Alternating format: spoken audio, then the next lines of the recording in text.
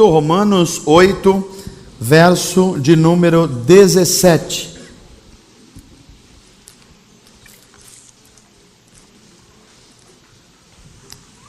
Todos acharam? Mais uma vez, o pessoal da internet, operado pelo Diógenes ali hoje, seja bem-vindo, você que está participando conosco da celebração dessa noite. Olha aqui para mim um minutinho antes da gente ler. Hoje nós começaremos uma nova série de mensagens, e essa série vai ir por alguns domingos, e essa série ela tem duas coisas que a sustentam. Primeira delas é uma oportunidade cultural. Nós vamos usar esse tema por uma oportunidade cultural mesmo. Isso quer dizer que recentemente foi lançado no Brasil um filme chamado A Cabana. A Cabana. E deixa eu ver aqui só, quem já assistiu esse filme, levanta a mão. Tá. Quem não assistiu ainda, só para eu... Ok, tem muita gente crente, não vai no cinema esse pessoal aqui, né? Que coisa séria, né? Então, quem já ouviu falar sobre esse filme? Então, ok. Então não tem ninguém que não ouviu falar de nada. É um filme ou livro que foi lançado no Brasil em 2007, 2008. Então, ou livro ou filme você já deve ter contato. Então é uma oportunidade cultural, por quê? Porque muita gente está vendo esse filme, e muita gente leu o livro, né? E também, aproveitando a oportunidade cultural, uma necessidade bíblica. Por que necessidade bíblica? Porque esse filme é um filme que toca muitos pontos da vida das pessoas, e as soluções propostas, a gente precisa colocar essas soluções à luz da palavra de Deus, das Escrituras, para reter o que é bom, identificando o que seja bom, ou colocar sobre uma reflexão aquilo que pode ser uma coisa aparentemente boa, mas que não necessariamente tenha suporte na palavra de Deus. Então é por isso que nós aproveitamos. Então eu quero aqui encorajar você, se você não viu ainda, veja, vá comer uma pipoca, não vá na quinta-feira, porque quinta-feira é dia de você estar aqui. Escolhe outro dia para você ir, e vá com a sua esposa, não deixe ela ficar fazendo janta todo dia, leva ela para jantar, ou pelo menos para comer uma pipoca, e ver o filme, que é bom você ver, isso é muito saudável, né? Então, algumas perguntas surgem ao ver esse filme. A primeira pergunta talvez seja: o filme A Cabana, ele é um filme cristão? Ele fala de temas cristãos? Essa é uma pergunta. A outra pergunta que nos vem é: ou será que esse filme não tem nada a ver com o cristianismo? Ele é apenas um romance, ou ele é uma obra de ficção? Essa é uma outra questão que está posta. Ou ainda uma terceira situação: será que esse filme, ao falar em Deus, ele está incentivando eventualmente uma relação que quer chegar em Deus, mas não passa pelo corpo de Cristo? Essa é uma terceira possibilidade em relação a esse filme. E uma quarta possibilidade ainda é: será que o filme, com o seu tema, ele sugere ou ele aborda temas da teologia cristã que tem tudo a ver conosco, tudo a ver com a missão da igreja, tudo a ver com o nosso dia a dia, com a nossa vida? Quatro perguntas que são postas aqui, e que eu começo identificando que o que levou a esse filme e esse livro ter tanto sucesso, porque ele foi tão lido, e ele já passa de 20 milhões de cópias do livro. O filme é também um estouro, então há muita gente vendo. Por que é que esse filme chamou tanto a atenção? Eu começo com uma percepção de que, primeiro, esse filme fala de temas universais. Ele fala de sofrimento, por exemplo. Como lidar com o sofrimento? Quem é que não sofre? Quem é que não precisa saber como lidar com algum tipo de sofrimento? Esse filme fala também de traumas. Quem é que em algum momento da vida não lidou com algum tipo de trauma? Seja na infância, na adolescência, seja com a personalidade. Mas esse filme também trata de perdão. E perdão é sempre um tema que nos interessa a todos nós. São temas universais que o filme abordou e, a meu ver, esse é um dos motivos pelos quais ele chamou a atenção e levou tanta gente a ler o livro e a ver o filme no cinema. Mas o que é basicamente esse filme? Eu vou fazer um spoiler aqui se você não viu o filme ainda, né? A história do filme é a história de um homem chamado Mac, ou Mackenzie Mac. E esse homem vivia uma vida feliz, uma vida comum, como qualquer um pai de família, até que num determinado momento ele sai para um acampamento com a sua família e estão todos muito felizes, mas daqui a pouco, num descuido, a filha menor dele, aquela que ele tinha mais chamego, por assim dizer, mais dengo, mais carinho, misteriosamente desaparece. Todo mundo fica absolutamente atordoado com aquela situação, e as suspeitas são de que essa menina foi sequestrada, ela foi violentada, provavelmente abusada, e talvez isso tenha acontecido através de um fascínio. Era um homem violento que já estava rondando a região e que ele é o grande suspeito de ser o autor dessa tragédia. Então a polícia local começa a fazer as buscas e procurar o tempo todo. O crime é parcialmente esclarecido. Encontra-se uma roupa suja de sangue, algumas evidências de que aquela menina sofreu violência. Isso tudo é encontrado numa cabana. Daí o nome do livro e o nome do filme, A Cabana. E isso é um baque enorme para esse homem chamado Mac, e ele começa a levar a sua vida traumatizado. Ele começa a fazer uma série de questionamentos, e os questionamentos que ele faz são aqueles questionamentos que nós fazemos.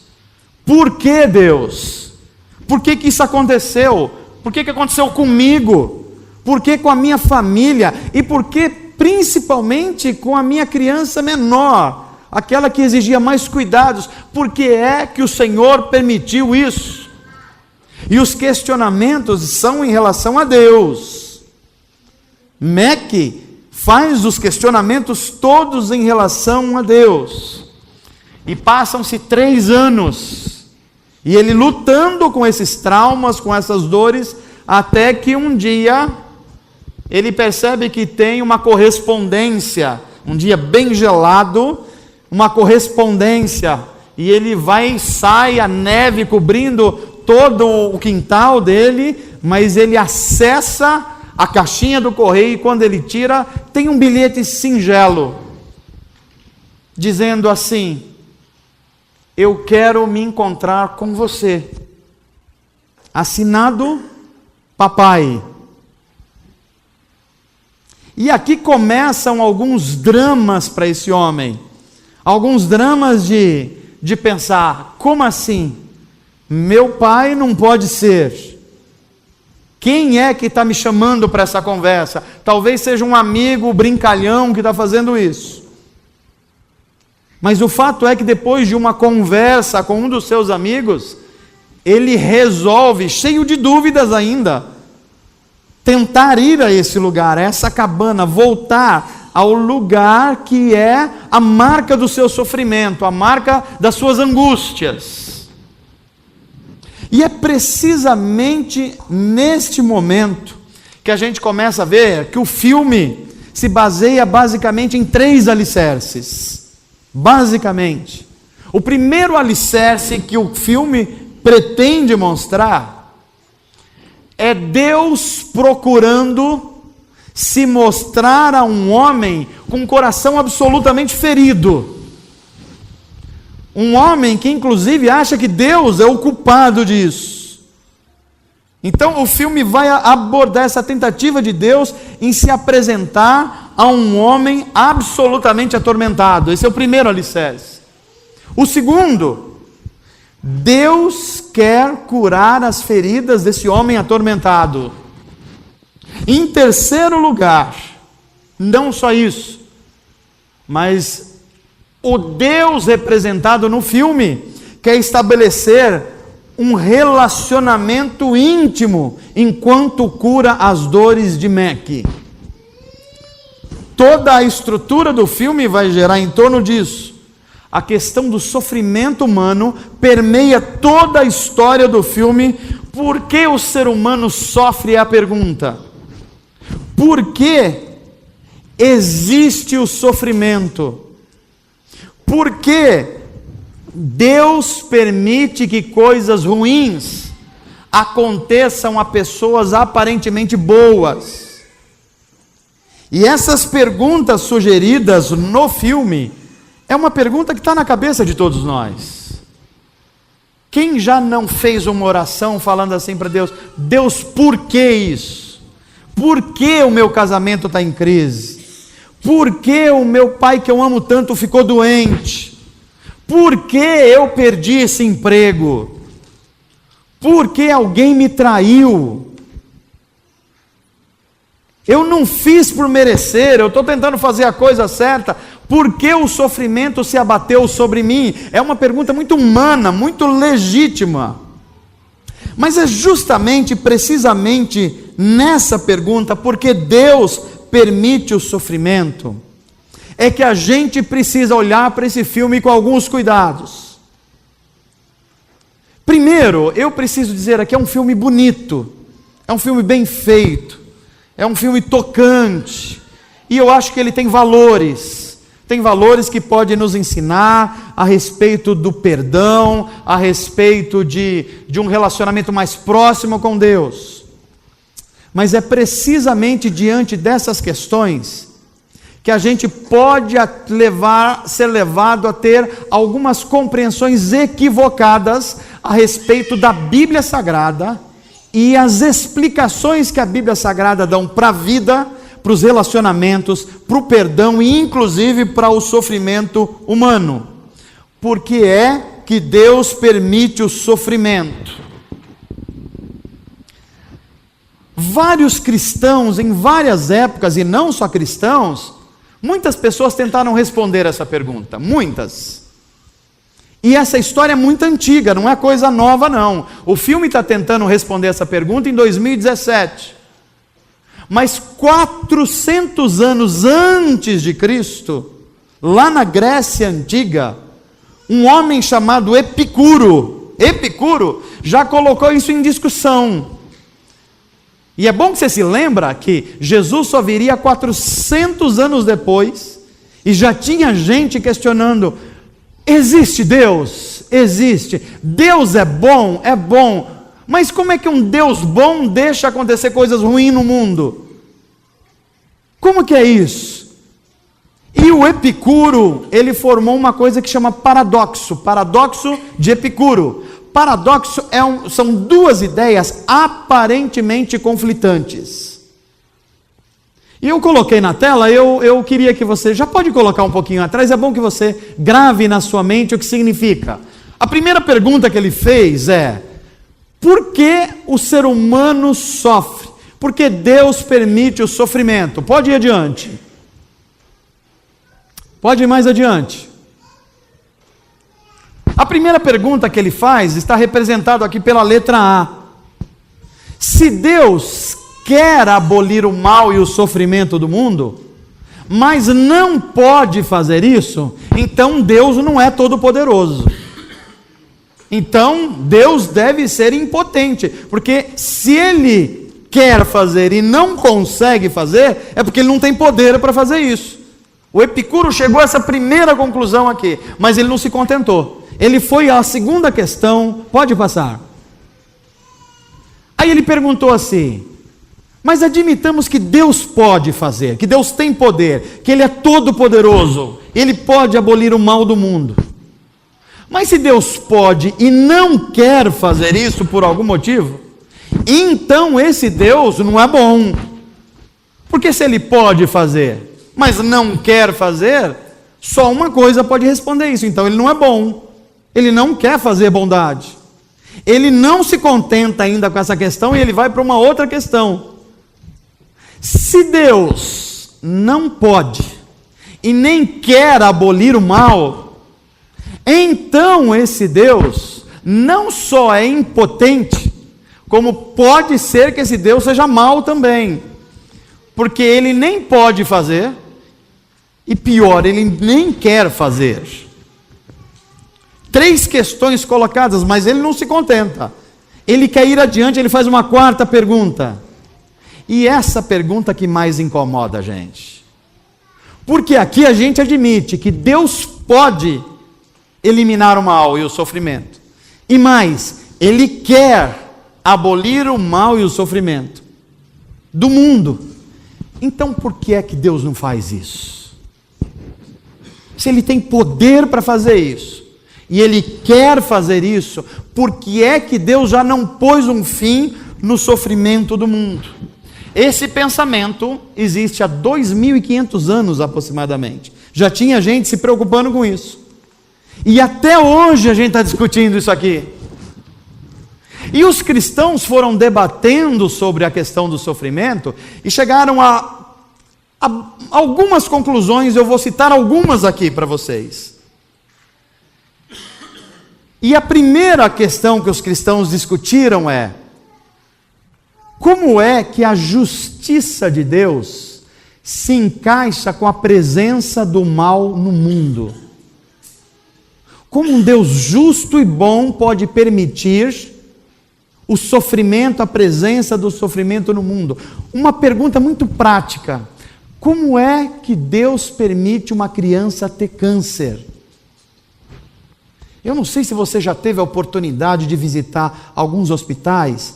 UTI, por exemplo, o Hospital do Câncer, é uma coisa de partir o coração. Mas pior do que tudo isso é visitar um hospital de câncer infantil. Porque você fica perguntando, como os discípulos de Jesus: Deus, quem pecou para essa criança estar assim? Aonde que aconteceu o problema para ela estar assim? Por que que essa criança, que ainda não tem nem a formação moral, ela já está sofrendo um mal que provavelmente ela não atraiu para si? E o nosso coração é tão complicado que você começa a lembrar de gente ruim, que está sã, não é verdade? Você fala: tem esses caras aí em Brasília, Deus. Tem o meu chefe. Esse cara aí podia ficar doente, tá tudo bem para mim, não tem eu não, esses caras merecem. Mas por que essa criança? Por que o justo? Essas perguntas e esses conflitos é chamado na teologia cristã de teodiceia. O que é teodiceia? É uma explicação, uma tentativa de explicação, como é que um Deus justo permite a presença do mal no mundo. E essas teodiceias, elas ganharam algumas explicações. A primeira delas: os cristãos, pesquisando a Bíblia e a sua experiência diária, chegaram a uma conclusão: o mal existe porque o homem tem liberdade de agir. E porque ele tem liberdade de agir, ele faz um mau uso da sua liberdade. E não é difícil a gente perceber como é que se chegou a essa conclusão. A maioria das coisas, ou uma boa parte das coisas com as quais a gente lida por sofrimento, quase sempre é porque a gente lidou mal com a nossa liberdade. É ou não é, gente? Pode perceber. Por exemplo, como é que uma pessoa se torna viciada em drogas? Lidou mal com a sua liberdade. Como é que uma pessoa vai parar na prisão perdendo a sua liberdade? Assassinou alguém, fez algum ilícito, usou mal a sua liberdade. Então faz muito sentido essa teodiceia aqui. O mal existe porque o homem faz mau uso da sua liberdade. Se Deus fosse tirar o mal do mundo, conforme essa ideia aqui, gente, teria que tirar o que junto? Não, não é o homem não. Leia lá de novo. Porque tirar o homem matou o homem. A gente não discute mais sofrimento, né? Não pode tirar o homem, só sobra o quê? A liberdade. Para tirar o mal do mundo, teria que tirar a liberdade. É a ideia que está por trás dessa teodiceia aqui. Mas você que pensa, já percebeu que aquilo ali explica muita coisa, mas não explica tudo. Porque existe mal no mundo que não foi por causa do uso da liberdade. Então a gente vai para uma segunda alternativa que a gente vai ver agora.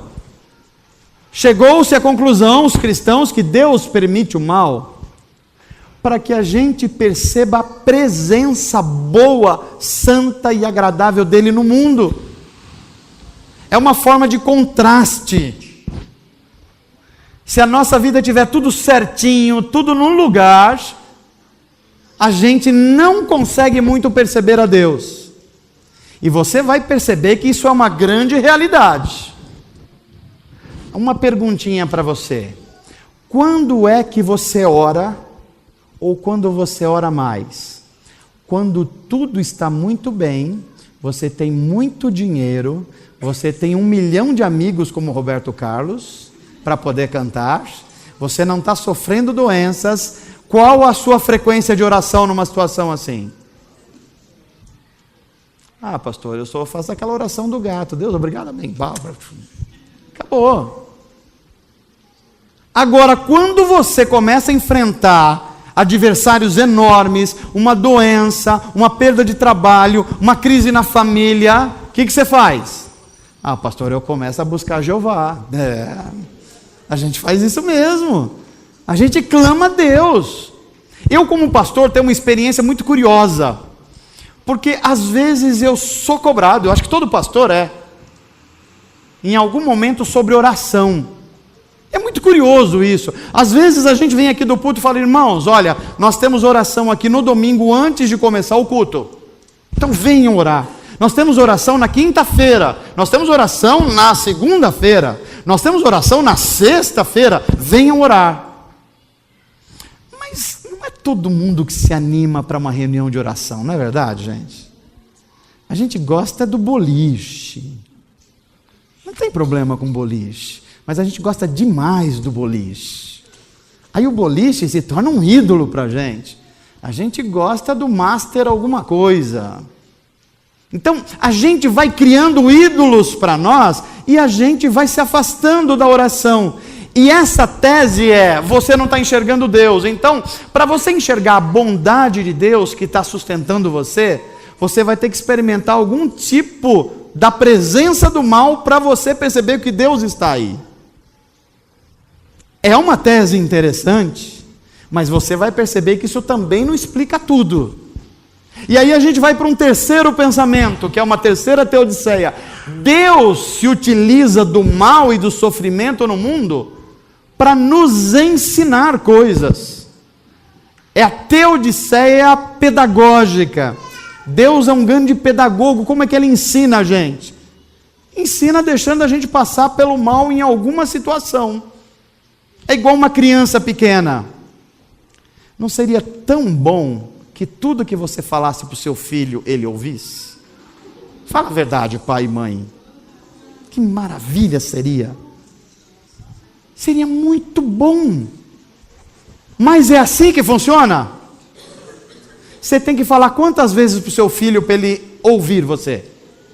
Pastor, eu estou falando desde sempre. Muitos de nós estão falando faz muito tempo, décadas. E o sujeitinho e a sujeitinha não ouve.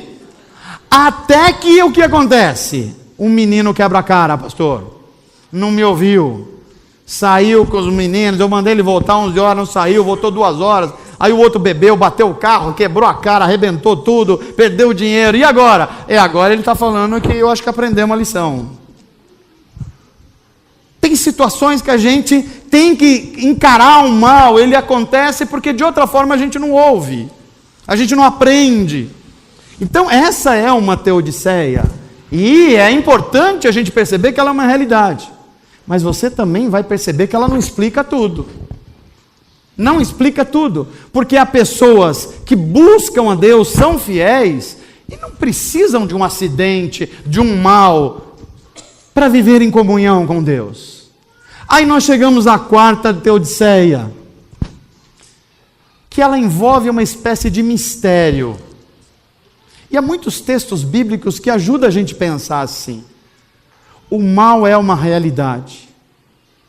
E embora a gente tenha algumas explicações, em grande parte das vezes a gente não tem uma explicação no presente, nesta vida. Mas um dia nós saberemos o porquê e a razão de todas as coisas pelas quais a gente passou. Esse pensamento, eu diria que ele é mais aceito de forma geral. Ele é mais aceito por quê? Porque ele tem um quê de mistério. Os nossos irmãos pentecostais, eles usam muito isso, né? Aí você fala assim, o que está acontecendo? É mistério, né? É mistério, não se explica isso, né? Isso é mistério e tal. E às vezes é mesmo. A gente não tem todas as respostas. Não tem. E aí, a pergunta fica diante de nós. Por que é que um Deus bom e santo continua permitindo o sofrimento no mundo? Então essa questão do sofrimento precisa ser abordada não a partir do sofrimento, e aqui a Bíblia Sagrada ganha os seus contornos. A gente vai percebendo que o livro ou filme tem muito boa vontade, e ele está fazendo algo de sinceridade, mas é possível que ele esteja fazendo a pergunta errada. Por isso que a resposta não nos satisfaz. A pergunta é, por que o ser humano sofre? É a tese do livro. Mas a Bíblia não começa respondendo essa questão assim. Porque a questão não é o sofrimento que é a ação. A questão é o homem que é o sujeito. A menos que a gente entenda quem é o ser humano, a gente vai ter respostas erradas para o sofrimento do ser humano. E é por isso que nós precisamos ir à Bíblia Sagrada para saber quem é o ser humano. E sabendo quem é o ser humano, a gente começar a entender por que o sofrimento está no nosso mundo, ele passa pelo nosso mundo. Então antes que eu continue a mensagem aqui, agora eu quero ler com você o texto que eu propus para você, para a gente entender o que a Bíblia Sagrada está dizendo. Romanos 8. Vamos ler aqui, olha. O contexto é Paulo explicando que há um relacionamento de Deus e o ser humano como pai e filho. Então ele diz, se nós somos filhos, então nós somos herdeiros. Herdeiros de Deus e co-herdeiros com Cristo.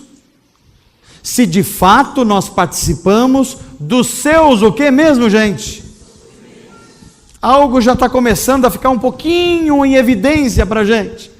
Para que também participemos da sua sofrimento e glória estão agora em evidência aqui. Mas continue lendo comigo.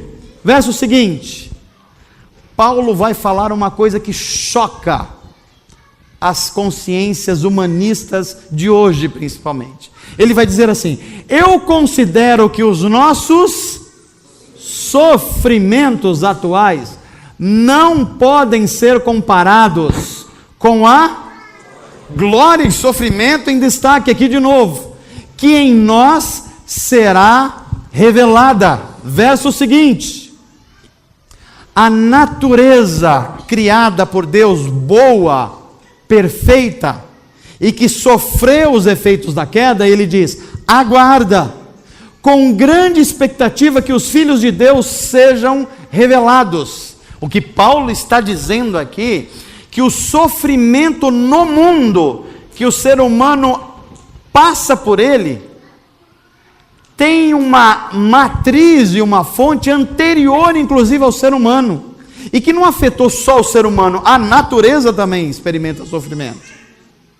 Você sabe que estudando esse texto à tarde, eu fiquei lembrando, por exemplo, de uma flor morrendo, ou de um animal com doença terminal, ou de um rio poluído, morrendo com seus peixes e a criação. É disso que Paulo está falando. Algo aconteceu na boa criação de Deus, que o sofrimento é geral, não só para o ser humano, mas para todas as coisas. Então ele está dizendo, a natureza criada, o mundo natural, aguarda com grande expectativa que os filhos de Deus sejam revelados. O que é os filhos de Deus sejam revelados? Chega um momento de uma ação de Deus na história, que o sofrimento vai acabar, porque Deus vai tirar algo do mundo, para que a glória de Deus se manifeste no ser humano e na natureza, e aí não haverá mais sofrimento. Mas o que é que está acontecendo? Vamos ao verso seguinte. Pois ela, a natureza, foi submetida à inutilidade, não pela sua própria escolha, mas por causa da vontade daquele que a sujeitou, na esperança, verso seguinte, de que a própria natureza criada será libertada da escravidão, da decadência em que se encontra, recebendo a gloriosa liberdade dos filhos de Deus. Continuemos lendo. Sabemos que toda a natureza criada, e olha o termo que a Bíblia usa, geme. E eu fico pensando no nosso Brasil, o Brasil que possui, por exemplo, a maior floresta tropical do mundo, e que é agredida todos os dias, com queima, com desmatamento. A natureza geme. Aliás, nós paulistanos aqui, quando você olha para o nosso rio Tietê, você acha que ele está fazendo o quê? Que passa sofá nele. Se você precisar de um sofá, vá ao Tietê. Garrafa PET para tudo que é lado. Um dia de chuva mais intensa mostra o quanto os seres humanos são porcalhões da natureza. Aparece tudo no rio. Essa natureza está gemendo, como em dores de parto. Olha o verso seguinte, 8:23.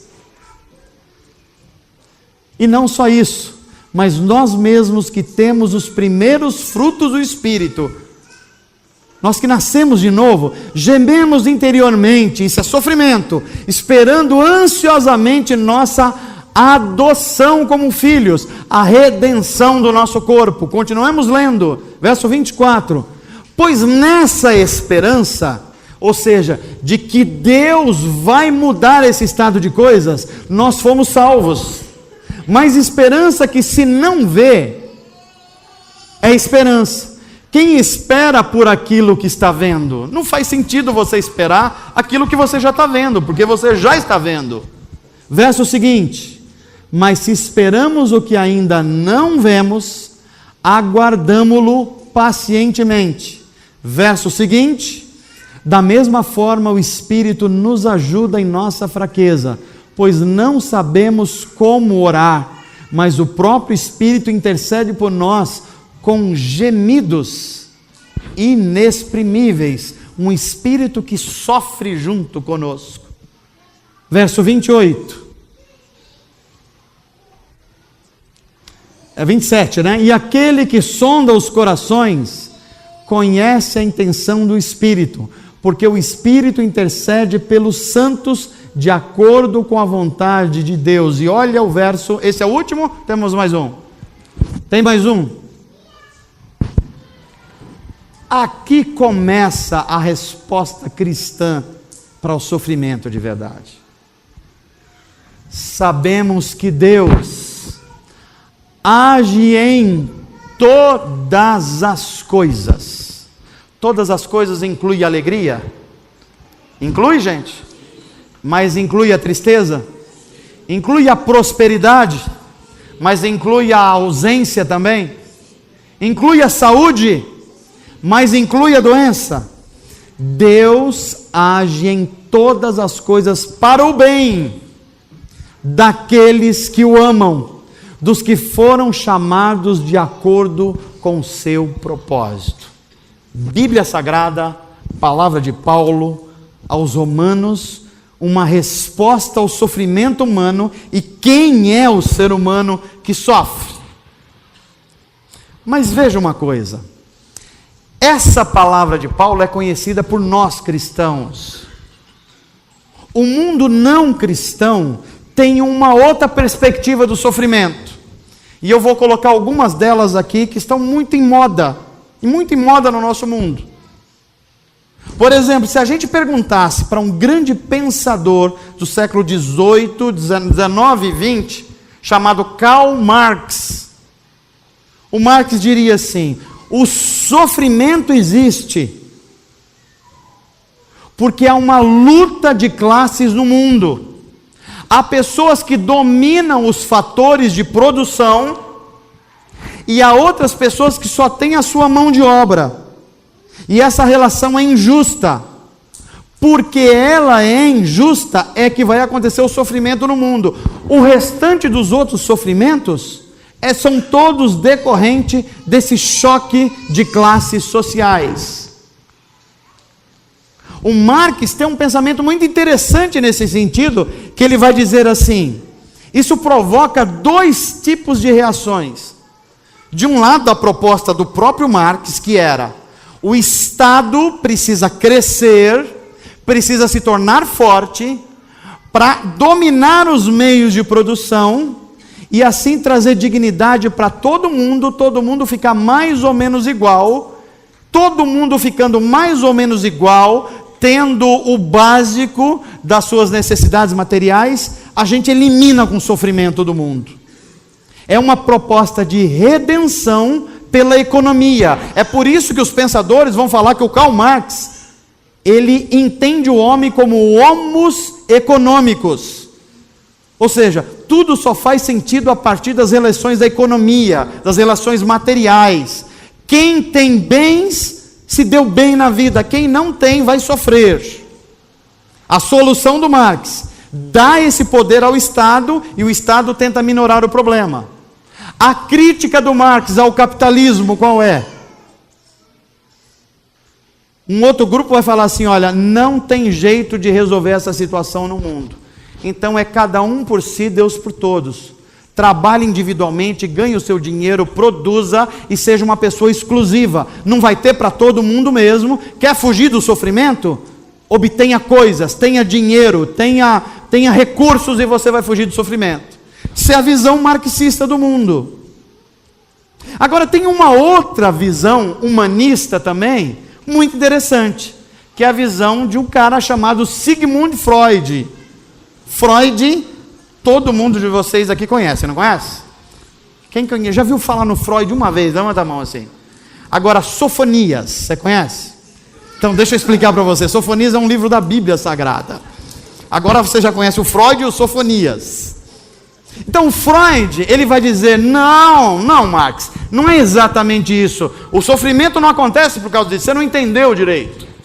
O sofrimento acontece porque o ser humano não é um ser econômico, ele é um ser desejante.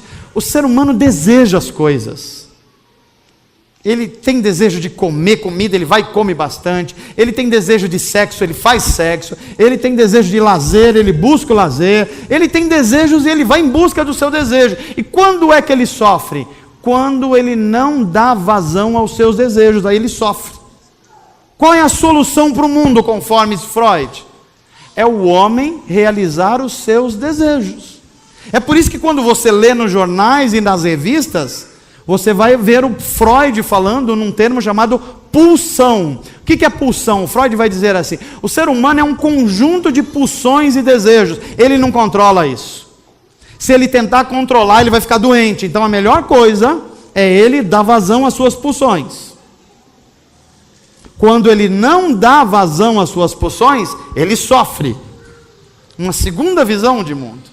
Agora tem uma terceira visão, que é de um cara chamado Nietzsche, outro filósofo também bastante famoso. E o que o Nietzsche propõe? Ele fala assim, olha, na verdade o sofrimento humano é porque os seres humanos, eles não receberam boa educação. É porque os seres humanos, a maioria são uma ralé, sem bons costumes, sem cultura.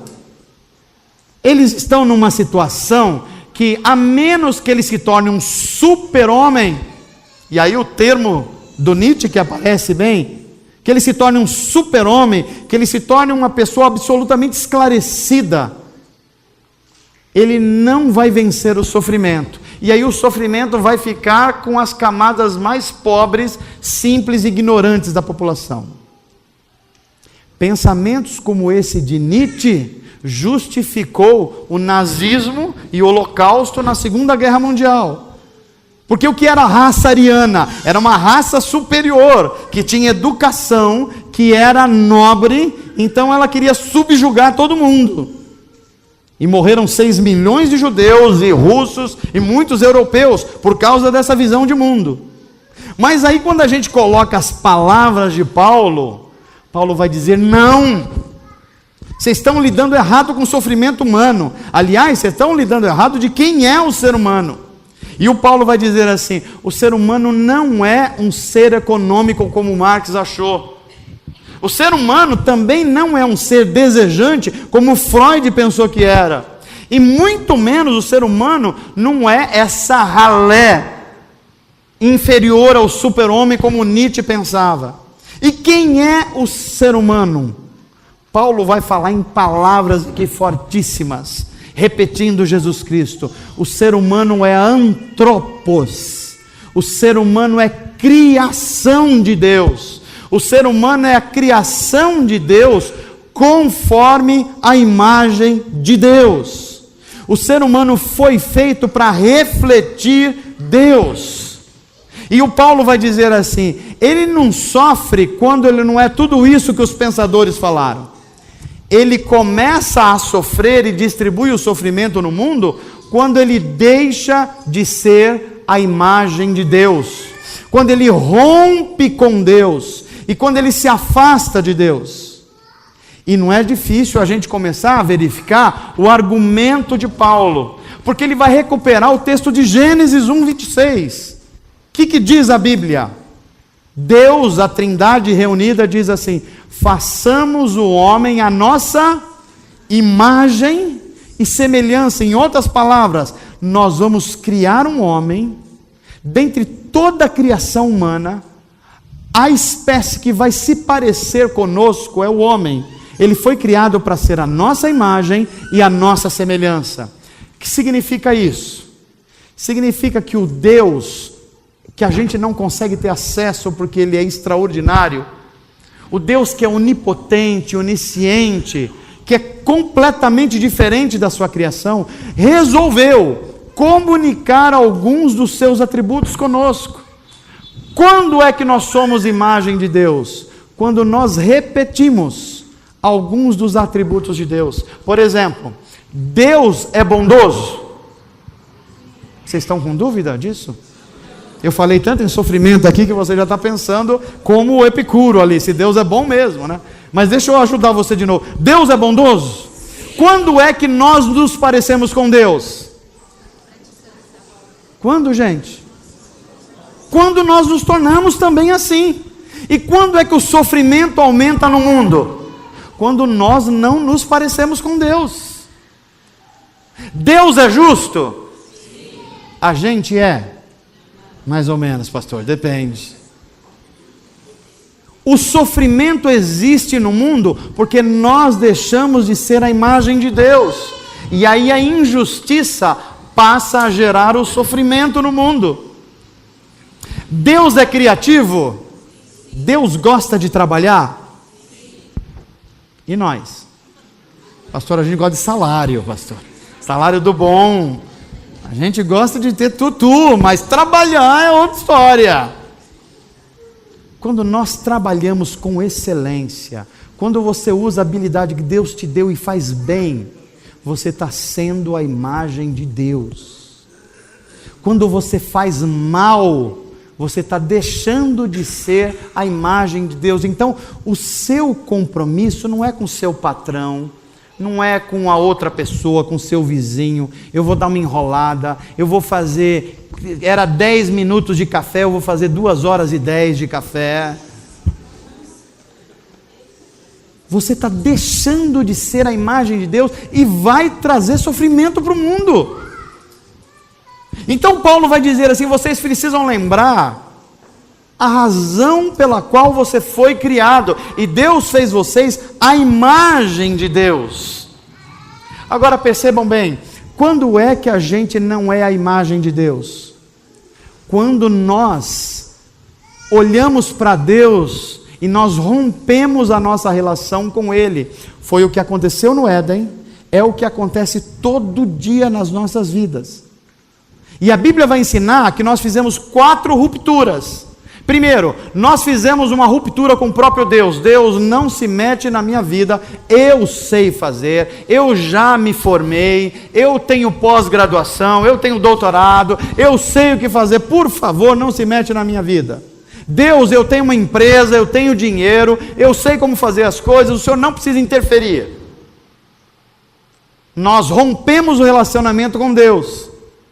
E você já percebeu que à medida que a gente rompe o relacionamento com Deus, a gente deixa de se parecer com Deus. E deixar de se parecer com Deus é trazer sofrimento para a vida e para o mundo. Primeiro rompimento, Deus e o homem. Segundo rompimento, o homem com ele mesmo. Quando a gente rompeu com Deus, olha que coisa curiosa. A gente que era a imagem de Deus, perdemos a identidade. A gente agora não sabe mais quem nós somos. Meus irmãos, isso é muito prático no nosso mundo. Deixa eu explicar isso para você. Olha como os seres humanos sem Deus estão perdendo a sua identidade. Primeira área que foi afetada, sexualidade. O Deus que cria o ser humano, homem e mulher, o ser humano rompe com ele. O que nós temos no mundo hoje? Nós temos o homem, nós temos a mulher, e aqui no meio tem um monte de coisa agora. Meio homem, meia mulher, meio homem, mais ou menos aqui, LGBTCE, tem um monte de coisa aqui. Por quê? Porque nós perdemos a identidade.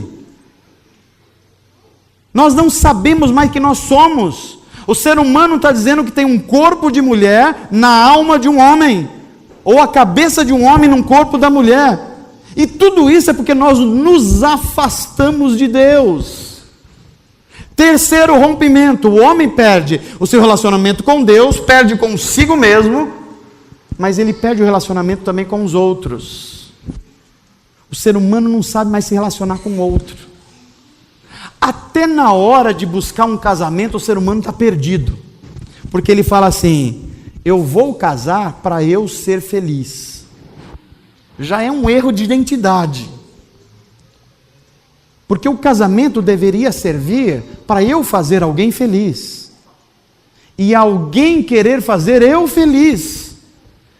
Porque dentro de um relacionamento assim, a imagem de Deus, nós teremos alegria para a vida e não sofrimento. Por que os casamentos estão em crise?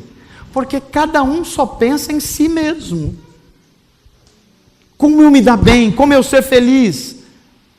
Os pastores, os padres ouvem sempre essa história: estou com um problema no meu casamento. Quem é o problema? É minha esposa. Se é a esposa, fala: é o meu esposo. Eu acho que eu ainda não ouvi, eu como pastor, alguém que pediu uma ajuda no casamento e fala: pastor, nós temos um problema sério no casamento. Qual é o problema? Sou eu, pastor. Eu acho que eu não ouvi isso ainda. Por quê? Porque a gente tem relacionamento complicados. Nós abrimos, mas não é só isso. Nós rompemos com Deus, rompemos conosco mesmos, rompemos no relacionamento com o outro, mas nós rompemos também com a criação. E aqui há uma resposta muito interessante bíblica para os desastres naturais que a gente não tem resposta. Quando a gente vê um terremoto, quando a gente vê um desastre natural, um tsunami, quando a gente vê uma coisa que a gente não explica, a gente fica perguntando assim: por que Deus? Por que o Senhor não evitou isso? E Deus olha para a gente e fala assim: olha, vocês romperam comigo, Vocês romperam com vocês mesmos, vocês romperam no relacionamento com os outros, e vocês romperam com a minha natureza criada. Inclusive isso é porque ela está gemendo, por causa do seu rompimento comigo. Você já começa a perceber por que existe sofrimento no mundo. E aqui eu volto o livro e termina a minha pregação. Parece que o Mac, o personagem do livro, ele não consegue entender o que está acontecendo. E porque ele não consegue entender o que está acontecendo, ele começa a culpar a Deus. Por que é que o Senhor deixou acontecer isso? Esse Mac não tinha entendido quem era o ser humano. Ele estava procurando respostas no sofrimento. Quando a Bíblia Sagrada vai dizer, a menos que a gente entenda quem é o ser humano, nós não vamos conseguir sequer entender o problema do sofrimento. E quando ele vai discutindo essa questão do sofrimento, há alguns problemas no filme, e eu quero colocar aqui a perspectiva da Bíblia Sagrada, que no momento, se você perceber, ele vai dizer assim, alguém da Trindade dizendo para ele, Mac, o pecado, você está entendendo errado, porque Deus não castiga as pessoas pelo pecado, o pecado já é o castigo para as pessoas. E a frase é muito bonita, gente. A frase parece impressionante. E de certa forma ela é verdade. Porque quem não viu aqui alguém pecar e o próprio pecado gerar sofrimento? É isso mesmo. Mas quando nós olhamos para a Bíblia Sagrada, isso não é tudo. Porque o pecado não é um ato em si. O pecado é o ato de oposição a Deus. O ser humano caído, ele está em guerra com Deus. Ele está em oposição a Deus. E a menos que essa reconciliação seja feita, o sofrimento no mundo não só ele vai acontecer por causa do meu pecado, mas por causa do pecado de muita gente aqui. Vou fazer uma pergunta prática para você em relação a isso aqui. Se a Bíblia Sagrada está dizendo que o problema do sofrimento no mundo e do mal tem origem no nosso pecado, que é a nossa oposição a Deus, se eu deixar de pecar, eu particularmente, eu vou ter sofrimento na minha vida? O que vocês acham? Ué, mas eu deixei de pecar. E por que eu vou continuar tendo sofrimento na minha vida? A Bíblia Sagrada vai dar uma resposta muito curiosa. É que o pecado humano, ele socializa o sofrimento. Há pecados que me atingem e trazem sofrimento para a minha vida. Mas há pecados que são feitos por outras pessoas e me atingem. E o meu pecado atinge outras pessoas. Veja, por exemplo, o pecado do não casamento para uma menina que engravida muito cedo e a sexualidade não acontece dentro do pacto moral que é o casamento, vai gerar uma criança que provavelmente não vai ter o pai para cuidar, e não vai ter os recursos financeiros, e não vai ter os cuidados. A pergunta é, a criança tem alguma culpa disso? Alguém tem culpa por nascer? De quem foi o pecado? Foi da criança? De quem foi? Dos pais. Então há sofrimento no mundo que não tem a ver com o meu pecado. A única chance de não ter sofrimento no mundo era eu não pecar, o Rogério não pecar, o pastor Juvenal não pecar, ninguém aqui pecar e ninguém lá fora pecar. Porque se ninguém pecar, não pode ter sofrimento no mundo. Mas se ninguém pecar, a gente volta ao Éden. Antes de Gênesis 3. E a gente vai perceber que o problema não está no Adão e na Eva. Está no Manô, está no Rogério, está no pastor Juvenal, está na Dona Teresa, está no seu Pedro. Está em nós. Nós estamos o tempo todo lutando entre a vontade de Deus e a minha vontade. E a minha vontade quase sempre tem a ver com essas rupturas com Deus, comigo mesmo, com o meu próximo e com o mundo natural de Deus. Aí vem o Paulo e diz assim para a gente: todas as coisas, todas mesmo, serão utilizadas por Deus para construir o bem em você que você não consegue construir. É algo de Deus. Quando você reconhece que você está em oposição a Deus, você não começa mais a culpar a Deus, mas se você começa a perceber que o sofrimento seu e do mundo tem a ver com a quebra de relacionamento com Deus, e a pergunta passa a ser a seguinte: como é que eu reato esse relacionamento com Deus? E a Bíblia Sagrada vai dizer: você não é um homem econômico, você não é um homem desejante, você não é um sub-homem que o Nietzsche falou, você é antropos, você é a imagem de Deus, quer viver uma vida feliz e quer lutar para que o reino de Deus venha, então seja cada vez mais parecido com a imagem de Deus no mundo. E a gente vai falar assim: mas para quem eu olho para ser assim? Aí Deus vai olhar e falar: olha para o meu filho Jesus Cristo, ele é a verdadeira imagem minha, olha para ele, seja igual a ele, ande com ele, faça ele estar dentro de você, caminhe com ele, deixa a graça dele te envolver, se arrependa da sua vida, tenha comunhão com ele. E a gente vai dizer assim: como é que eu posso estar livre de todas essas coisas? O que eu preciso fazer? Aí Deus vai olhar para a gente assim: mesmo que você conseguisse fazer a sua melhor coisa, você não conseguiria. Então eu vou assumir o problema. Eu vou me tornar homem no meu filho. Eu vou descer no mundo de vocês. Eu vou resgatar vocês porque vocês não conseguem. Eu vou tornar vocês parecidos com meu Pai. E é esse o mistério da encarnação.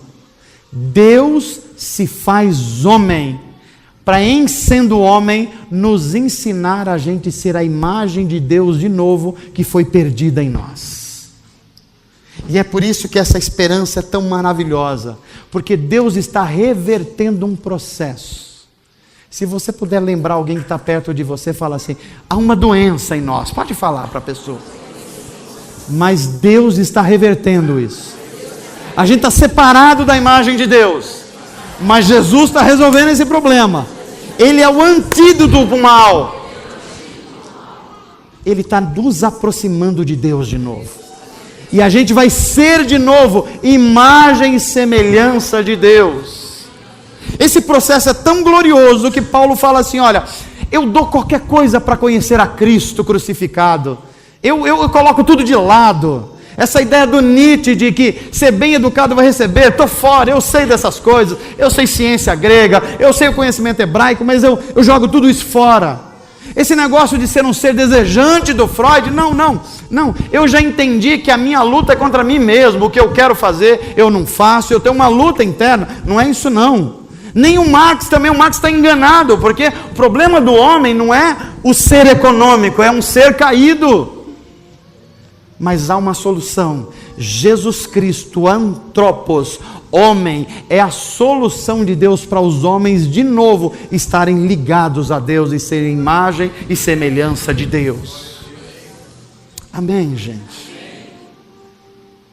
Vocês entenderam que a Bíblia está falando de sofrimento? E a gente só começou na primeira mensagem. Eu espero que o Espírito Santo de Deus esteja falando no seu coração e curando as suas feridas. E se você está com traumas, e se você está com perdas na sua vida, e se você está com coisas com as quais você está lutando há meses, há anos, como esse Mac do livro, é hora de você mudar a sua perspectiva. Ao invés de perguntar: Deus, por que o Senhor está deixando isso acontecer comigo? Por que essa crise na minha família? Por que o desemprego? Por que eu perdi a carreira? Por quê? Deus fala assim: você está fazendo a pergunta errada. A pergunta é: o que eu preciso fazer para que através da obra de Jesus Cristo eu deixe de estar rompido com o Senhor e me aproxime e seja de novo abraçado como um filho. Aí o Espírito de Deus olha para você e fala assim: você já é o meu filho, você ainda não se reconheceu, mas eu quero adotar você, eu quero que você seja o meu herdeiro. Aliás, tem Jesus Cristo aqui para ser o seu modelo, o seu co-herdeiro. Eu quero chamar você para a roda da comunhão, para a roda da amizade. Eu quero que você se reconcilie comigo, mas você não pode fazer sozinho. É por isso que Jesus foi à cruz. E a cruz mostra que Deus da Bíblia é tanto amor quanto justiça. Ele foi à cruz porque Ele me amou e amou você. Mas Ele não poderia deixar o pecado impune, porque Ele se tornaria um Deus injusto. Então Ele descarrega todo o horror do pecado em Jesus Cristo e descarrega toda a bondade do amor na sua vida. Deus troca a desgraça pela graça. Aquele que merecia a graça, sofreu a desgraça, para eu e você que merecia a desgraça, receber graça, o favor imerecido de Deus. Quem é o ser humano? Ser humano é antropos, imagem e semelhança de Deus. Quanto mais ele é imagem e semelhança de Deus, ele é um instrumento de Deus para transformar o mundo e diminuir o sofrimento no mundo. Quanto mais ele se separa de Deus e deixa de ser a imagem de Deus, mais ele experimenta sofrimento e também é a causa do sofrimento no mundo. A minha oração é que o Espírito Santo de Deus tenha comunicado isso ao teu coração. Amém?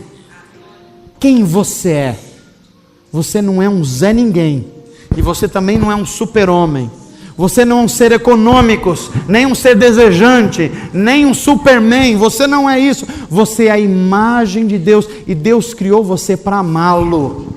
E você para amar a Deus. E num relacionamento de amizade íntima, você ser instrumento de Deus no mundo, para que o nosso mundo continue a ser redimido pelo poder de Jesus Cristo, o Filho de Deus, antropos, homem e Deus ao mesmo tempo. Amém, gente? Eu termino essa mensagem desafiando a você a entender que você pode ser um instrumento de Deus para diminuir o sofrimento do mundo. Pastor, como é que eu faço isso? Ora, Jesus ensinou a gente numa oração da mais conhecidas de todas. E eu queria que você repetisse comigo essa oração, que talvez você tenha orado centenas de vezes e nunca percebeu o que estava acontecendo nela. Vamos orar a oração do Pai Nosso? Vamos fazer isso? Mas eu queria que você orasse, percebendo cada palavra que está nela. Primeiro, a oração começa com uma palavra chamada o que mesmo? Você percebeu? Essa oração só pode ser feita por quem é filho. Se não for filho, não dá para orar ela. Então vamos lá. Pai nosso que estás no céu. Céu é ambiente onde a vontade de Deus é feita plenamente. Por isso que não tem sofrimento. Está entendendo? Vontade de Deus perfeita. Não tem sofrimento no céu. Pai nosso que está nos céus, santificado seja o teu nome. Como é que eu santifico o nome de Deus, já que Ele é santo e é 3 vezes santo? Essa oração não tem a ver com Deus, tem a ver comigo. Quando eu deixo de ser a imagem de Deus, eu deixo de santificar o nome de Deus, está entendendo? Santificado seja o teu nome. E agora olha a bomba atômica que vem nessa oração. Na sequência, Pai nosso que estás no céu, santificado seja o teu nome. E agora, venha o teu reino e seja feita. Jesus está ensinando a gente a orar para que o reino venha, porque em o reino vindo, os seres humanos passam a ser mais parecidos com Deus, mais a imagem de Deus. Isso quer dizer que nós estamos orando para a diminuição do sofrimento no nosso mundo, até que Deus redima todo o nosso mundo. Amém, gente? Venha o teu reino, seja feita a tua vontade, assim nessa terra cheia de sofrimento, como lá no céu onde não tem sofrimento. O pão nosso de cada dia nos dá hoje. Essa oração é contra o homem econômicos. É Deus que me dá o alimento. O pão nosso de cada dia nos dá hoje. E perdoa as nossas. É uma resposta ao Freud. Freud, não tem culpa não, Freud. Não tem culpa que não pode ser perdoada. Porque Ele perdoa as minhas dívidas e tira a minha culpa. Jesus Cristo antropos. O pão nosso de cada dia nos dá hoje, perdoa as nossas dívidas, assim como nós perdoamos aos nossos devedores. E não nos deixe cair em... Qual é a tentação maior do ser humano, gente? Desde o Éden, Gênesis 3. É tentar viver independente de Deus, é romper com Deus. E não nos deixe cair em tentação, mas livre-nos do... Qual é o pior mal que pode acontecer a um ser humano? É ele se separar de Deus eternamente.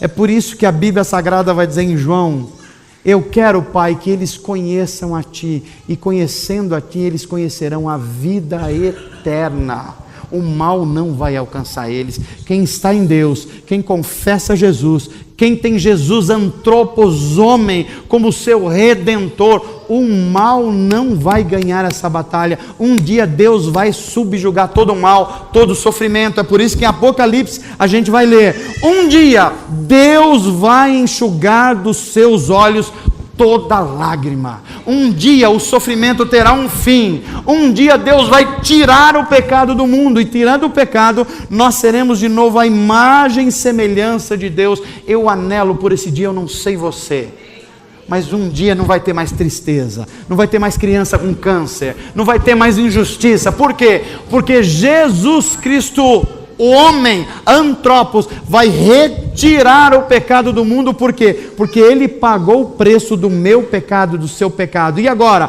Agora a gente está livre para andar com Deus e ser a imagem de Deus no mundo. Que Deus te abençoe, em nome de Jesus, para a glória de Deus. Seja um instrumento do Senhor nesse mundo, um instrumento que reduz o sofrimento desse mundo.